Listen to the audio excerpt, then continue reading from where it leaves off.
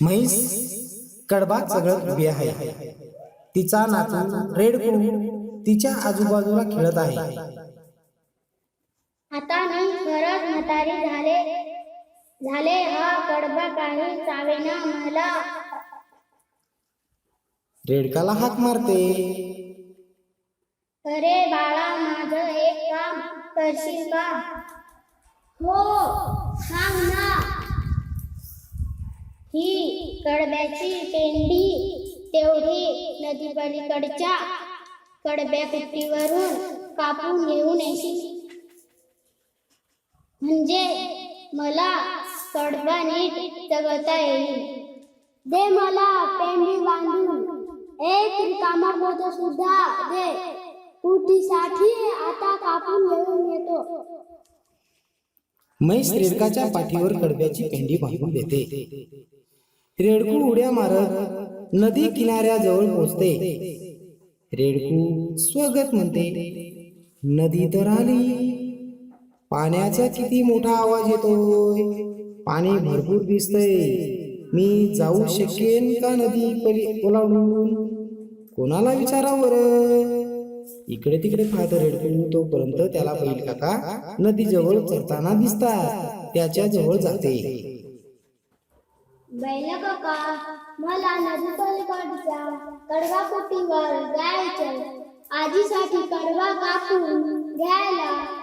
पण मी नदीच्या पाण्यातून जाऊ शकेन का? नदीत पाणी जास्त दिसतंय मला. भीती काळजी करू नको. गुडघे इतकंच तर पाणी आहे. आरामात जाशील. रेडकू नदी जवळ परत येते.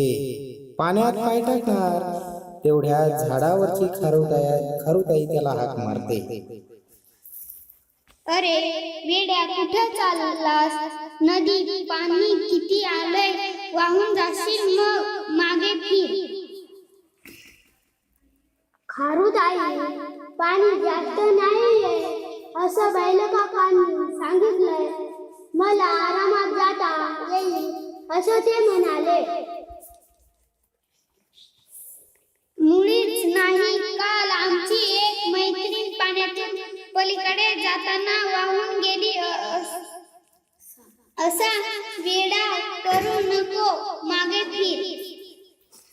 रेडकू विचारात पडते, गोंधळून जाते आणि घरी परत यायला निघते. घरी लवकर आलेले पाहून म्हैस आजी विचारते, का रे, लगेच परत आलास?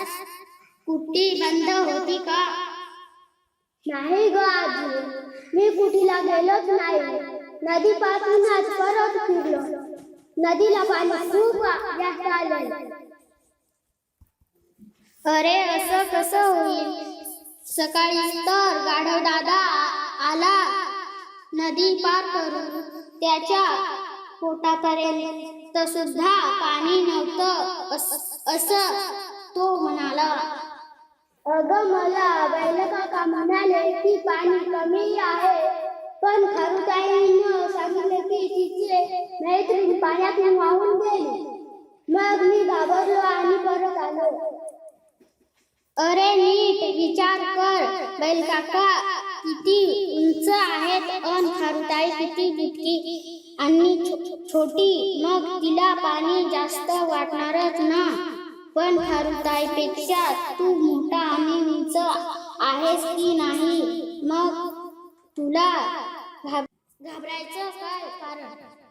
खरंच की, आलं माझ्या लक्षात. आता घेऊन येतो तुझ्यासाठी कडबा कापून. ते उड्या मारत नदी पलीकडे जाते.